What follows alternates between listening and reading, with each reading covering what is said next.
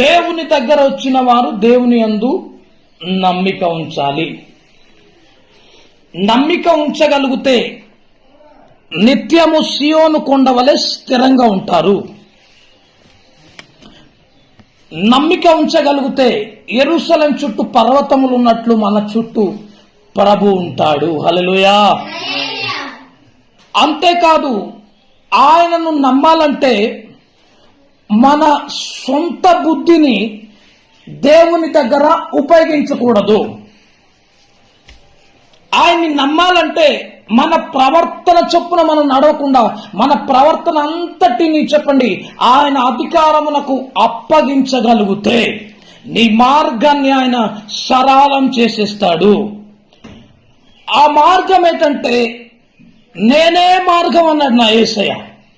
ఆ మార్గం ఎలాంటిదంటే ఇరుకు మార్గము. ఆ మార్గాన్ని చెప్పండి ఇరుకులో కూడా నీకు బాధ కలగకుండా నీకు వేదన కలగకుండా ఈజీగా సరళం చేసే మార్గంలో చెప్పండి భక్తి చేస్తూ సాపిగా కొనసాగిపోతావు. హల్లెలూయా, హల్లెలూయా. చెప్పండి ఆయన నమ్మితే మార్గాన్ని పరలోకపు మార్గాన్ని సరళం చేసి నిన్ను ఈజీగా పరలోకానికి తీసుకెళ్లిపోతున్నా యేసయ్య. హల్లెలూయా. రెండోది ఆయన నమ్మడం అంటే చెప్పండి స్వబుద్ధిని ఆధారం చేసుకోవడం అంటే అర్థం ఏంటంటే నీ మనస్సుని నువ్వు నమ్మకూడదు. నీ మనస్సు నమ్మకూడదు. తన మనస్సుని నమ్ముకున్నవాడు బుద్ధిహీనుడని బైబిల్లో రాయబడి ఉంది. అందుకని స్వబుద్ధి మీద ఆధారపడొద్దు భక్తిలో. బుద్ధిహీనుడు.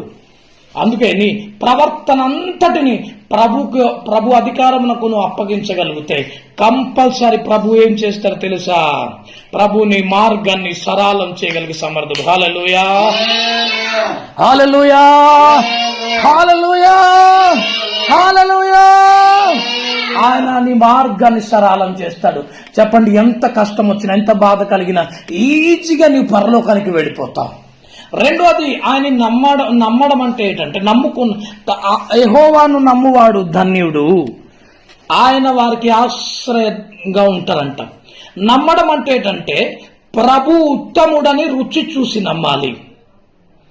నేను ఆరాధిస్తున్న దేవుడు ఎలాంటి వాడు అంటే ఉత్తముడు.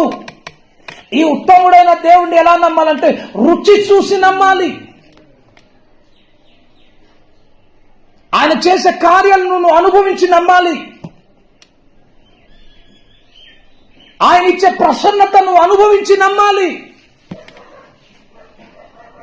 ఆయన ఉన్న సన్నిధి అనుభవించి నువ్వు నమ్మగలిగితే రుచి చూసి నమ్ముతావు.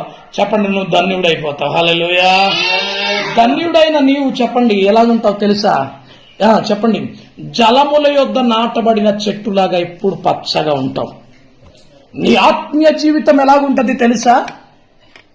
లోతునను పారి ఉంటావు, లోతుగా పారి ఉంటావు. మూడోది ఏంటంటే శ్రమ కలిగిన చెప్పండి నువ్వు వాడిపోకుండా చెప్పండి నీ ఆత్మీయ జీవితం పచ్చగా ఉంటది. నాలుగోది ఏంటంటే చెప్పండి వర్షం పడకపోయినా ఏ ఆధారం లేకపోయినా చింత ఉండదు, కాపు మానదు. ఎందుకు తెలుసా? ఆయన దగ్గర వచ్చిన వారు ఆయన ఉన్నాడని నమ్మాలి.